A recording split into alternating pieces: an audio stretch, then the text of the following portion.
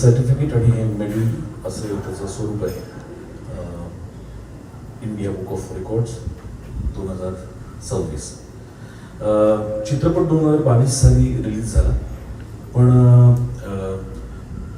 मधली काही वर्ष गेली आणि स्टेट अवॉर्डचा 2022चा निकाल मागच्या वर्षी लागला 2025 पुढे. त्यामुळे ते कॅल्क्युलेशन करून ते पाठवणं या सगळ्याला हा वेळ लागला. त्यामुळे ते आपण गृहीत धरूया. आणि आता global book of excellence England त्याचं सर्टिफिकेट, त्याची ट्रॉफी आणि त्याचं मेडल मी रिव्हील करतो.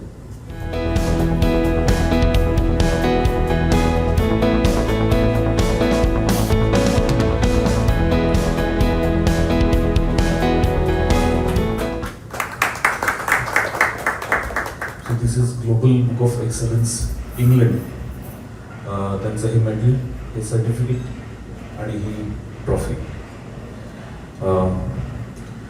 सगळ्यांचेच मी आभार मानले, पण या सगळ्या प्रोसेसमध्ये एक व्यक्ती फार महत्त्वाची आहे, तिचे पण मी मनपूर्वक आभार मानतो. त्या माझ्या मित्राचं नाव आहे सुमित पाटील. सुमित प्लीज. हा सुमित पाटील. ही दोन्ही अवॉर्ड्स क्युरेट करण्यासाठी सुमितने प्रचंड मेहनत घेतली, कारण ती काय प्रोसेस असते आणि किती मोठी प्रोसेस असते ते सुमित जास्त छान तुम्हाला समजावून सांगेल, व्यवस्थित पद्धतीने समजावून सांगेल. पण सुमित, थँक्यू सो मच. तुझ्यामुळे आज हे शक्य झालं. आणि अजून एक महत्त्वाचं जे पुढे जाऊन होण्याची शक्यता आहे त्याच्याबद्दल पण सुमितच तुमच्याशी बोलेल. खरं तर दादाचे अभिनंदन, कारण ज्या दिवशी हे सगळं करायचं ठरलं तेव्हा ह्या सगळ्याला खूप पॅरामीटर्स होते. म्हणजे सगळ्याचे आम्हाला सर्टिफिकेट पण द्यायचे होते, ट्रॉफी पण द्यायची होती. आणि आपल्याकडे पुरस्कारांमध्ये कधीच सर्टिफिकेट मिळत नाही. युजली झी किंवा मटा आपल्याला फक्त ट्रॉफीज देतात.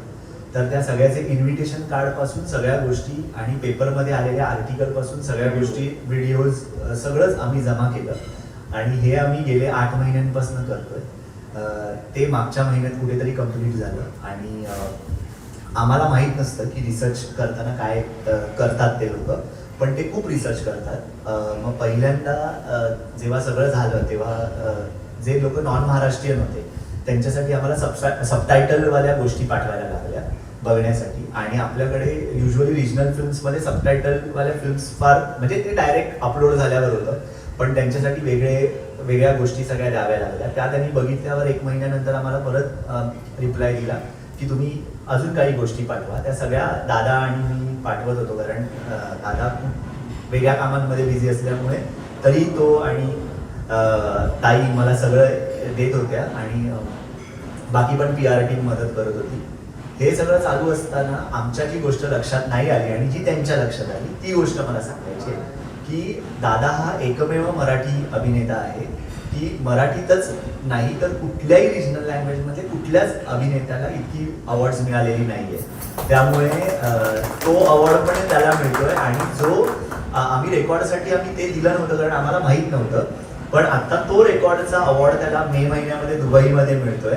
सो मला असं वाटतं की वर्ल्ड वाईड एकमेव असा अभिनेता आहे की ज्यांनी एकाच फिल्मसाठी एवढे अवॉर्ड्स मिळवलेले आहे आणि एकाच कॅरेक्टरसाठी. आणि त्याच्यानंतर त्याचा दुसराही सिक्वल आला. ही खूप महत्त्वाची गोष्ट आहे, कारण एका अभिनेत्यासाठी पण आणि इंडस्ट्रीसाठी पण. तर त्याच्यासाठी पण त्याचं वेगळं विशेष कौतुक केलं गेलं. तर मला असं वाटतं की ती दादाची मेहनत आहे, कारण त्याचे सगळे मेकिंग आणि ह्या सगळ्या गोष्टी पण मी बघितल्या होत्या. आणि जिथे मेहनत आहे तिथे फळ आहे. आणि दादा, हे तुला मिळालेलं सगळं यश आज बघताना खूप आनंद होतोय. आणि त्याचा मला एक कुठेतरी छोटासा भाग होता आला, कारण दरवेळेला असं होतं की आपल्याकडे सगळ्या गोष्टी मिळत जातात, पण कोणीतरी अप्रिसिएशन करून, त्याचं क्युरेशन करून, त्याचं मोठ्या लेवलवर जेव्हा डॉक्युमेंटेशन होईल अशा प्रकारे, तर ते खरंच एखाद्या कलाकारासाठी, कलाकार म्हणून मला समाधान देणार असेल. म्हणून मी यासाठी काम केलं. आणि दादा, तुझं पुन्हा एकदा अभिनंदन. आणि तुमच्या सगळ्यांचे पण आभार, कारण ही गोष्ट जितकी ग्लोबली पोहोचेल तेवढी चांगली आहे. आणि आम्ही आता ह्याच्या व्यतिरिक्त लिम्का बुक ऑफ रेकॉर्ड्स किंवा इतर काही रेकॉर्ड्स जे आहेत, लंडनचे रेकॉर्ड, नेपाळचा रेकॉर्ड, तर आम्ही ह्या सगळ्यासाठी आता अप्लाय केलेला आहे. आणि ज्याचे आता रिझल्ट येत जातील.